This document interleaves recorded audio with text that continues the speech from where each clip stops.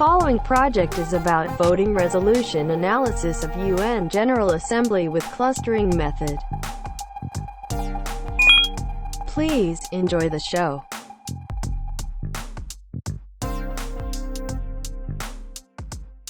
Nama saya Budiarto, tapi biasa dipanggil Aji.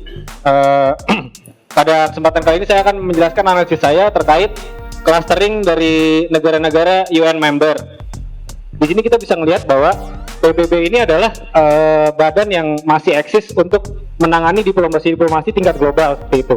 Maka dari itu saya menggunakan data PBB untuk melakukan clustering atau pengelompokan negara-negara untuk melihat sikap-sikap mereka terhadap solidaritas global di PBB seperti itu. Dataset yang saya gunakan adalah voting resolusi di UN General Assembly, yaitu adalah acara tahunan UN yang membahas resolusi-resolusi terkait keamanan global dan juga pertumbuhan ekonomi. Nah, setelah melakukan analisis, saya membagi negara-negara UN ke dalam 4 grup. Untuk karakteristiknya bisa dilihat ada 4 grup. Nah, ini grup pertama ini adalah mempunyai kecenderungan menolak semua resolusi yang diberikan atau diajukan di UN General Assembly. Jadi mereka cenderung menolak semua resolusinya. Dan untuk grup keempat ini adalah negara-negara yang cenderung menyetujui semua resolusi yang ada di UN General Assembly seperti itu. Nah, selanjutnya untuk grup yang di tengah ini, grup kedua yang berwarna biru, kita lihat di sini karakteristik dari grup kedua ini adalah karena mereka negara eks-koloni dan juga negara maju, mereka cenderung menolak resolusi yang berbau kolonisasi karena mereka eks-penjajah dan juga pertumbuhan ekonomi. Mungkin karena mereka yang notabene adalah negara yang sudah maju di ekonomi, jadi dia tidak mau berkompromi masalah itu, seperti itu. Dan untuk grup ketiga ini, nah ini mempunyai kecenderungan atau karakteristik mereka tidak setuju atau abstain pada kategori disarmamen atau pelucutan senjata, hak asasi manusia dan juga senjata nuklir seperti itu.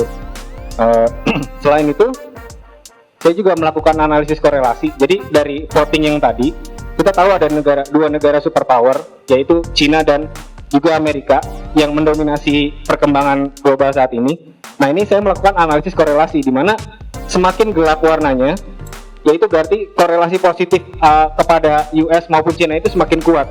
Nah, di sini bisa kita lihat bahwa yang berkorelasi kuat dengan Amerika Serikat adalah kebanyakan negara-negara di klaster kedua tadi yang berwarna biru, yaitu negara eks-koloni seperti itu. Tapi di sini dia ditambah oleh Jepang dan juga Korea Selatan. Untuk Cina, negara-negara yang berkorelasi kuat terhadap Cina adalah negara yang banyak di grup 3 dan 4 yang tadi seperti itu. Nah, ini kita lihat bahwa polarisasinya cukup jelas, di mana negara yang mempunyai korelasi positif terhadap Cina kemungkinan besar akan memiliki korelasi negatif terhadap US, begitu juga sebaliknya seperti itu. Dan di sini kita lihat bahwa influence Cina cukup besar di sini, di mana Afrika dan juga Amerika Selatan itu banyak di Cina punya banyak influence di sana karena mungkin investasi Cina yang besar-besaran ke sana akhir-akhir ini, mungkin sekitar 10-20 tahun ini Cina banyak menggelontorkan investasi ke Afrika dan juga Amerika Selatan seperti itu.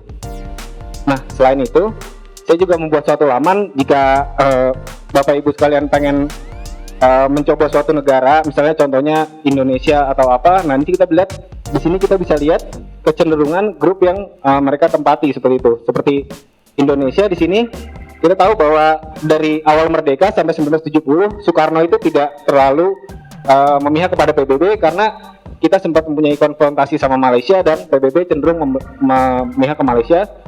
Karena itu dari awal merdeka sampai 1970 itu kita berpindah-pindah grup, tapi setelah 1970 kita cenderung di grup keempat seperti itu. Nah, untuk penerapannya dalam bisnis menurut saya untuk clustering ini sangat menarik karena untuk industri yang mempunyai produk-produk yang konsumennya besar, kita bisa menggolongkan atau membuat kelompok dari konsumen-konsumen tersebut agar treatment marketing atau treatment yang lain itu menjadi lebih tepat gitu. Jadi kita tidak melihat konsumen kita sebagai sesuatu yang besar atau sesuatu yang abstrak, jadi lebih membuat mereka masukkan ke golongan-golongan dan membuat treatment khusus untuk setiap golongan tersebut. Ya, sekian dari saya, terima kasih.